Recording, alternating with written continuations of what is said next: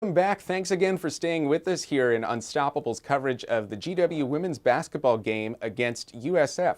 I'm Alex Snyder once again, and we're here at halftime with USF leading GW 42-35. Now, the score obviously, it's a bit of a gap, but it doesn't tell the full story. GW and USF in the second quarter both scored 18 points apiece, whereas a 24-17 split in the first quarter. We're going to go back again to our Matt Kerwin, who is in the Smith Center and has been following this game live.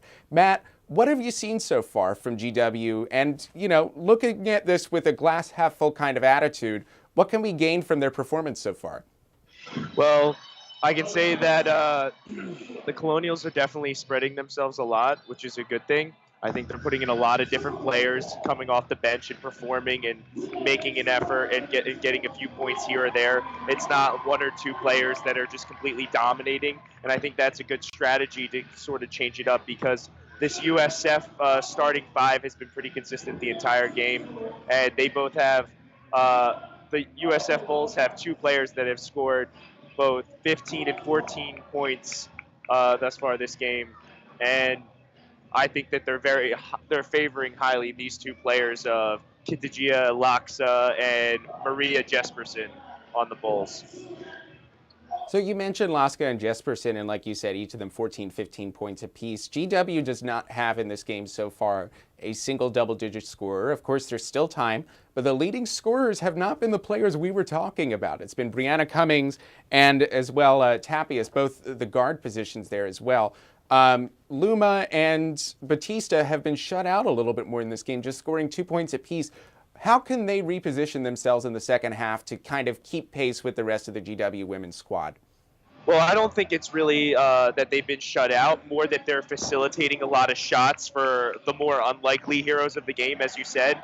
I definitely was saying that Cummings was going to be the sleeper pick for this game to do really well, and I think that she has done very well thus far. I think Tapias has done very well by her 2 threes, and she's been a lot of players have just been coming in clutch and putting up 2 or 4 points off the bench, and I think that that's been really amazing for all the teams, for all the players. I'm sorry, on the bench.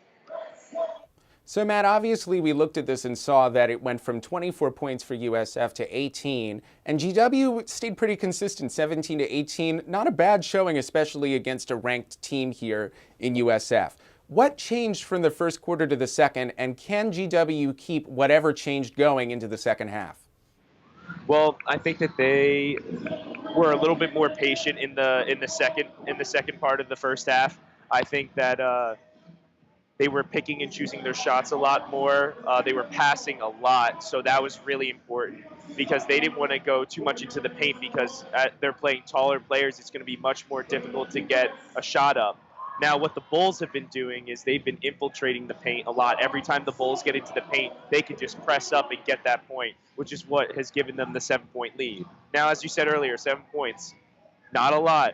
They can come back from this. I think the Colonials have a good shot of upsetting this team here if they keep doing what they're doing.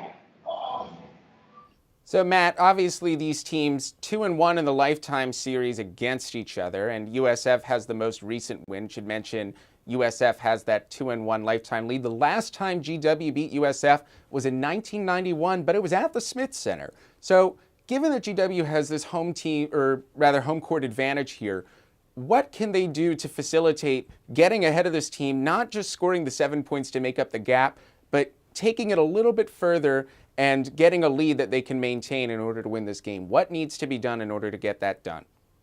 Well, in the second quarter, the Colonials were able to push back and close that lead to just 35-34, and then the Bulls went off to score 7 more by the end of the second quarter. But I thought that push by the Colonials, where they hit back-to-back threes, and Latimer came in and put up 2, in the paint, really tough pressured situations. And I think that was really important. If they can just be a little bit more aggressive in the paint and mix it up a little bit, I think that they have a real good chance of taking the lead back. All right, Matt, as we wrap this up here and go into the second half of this game, any final words, any final advice for these girls as they try to keep up with USF in this game? I'm just really interested to see how Batista and Luma do in the second half. See if they can change it up a little bit and see if they can put up a few more points. But I like what the coach is doing and using them to facilitate a lot of shots for the team. And I think that's going to be really important if the girls want to take the game today. All right, well, Matt, thanks as always for your terrific coverage of this game here. Again, you can follow Matt Kerwin and his coverage on Unstoppable on Twitter of the rest of this game. Again, I'm Alex Snyder. Stay with us as we look at the rest of this game, and we'll be back with you post-game to discuss how this shakes out.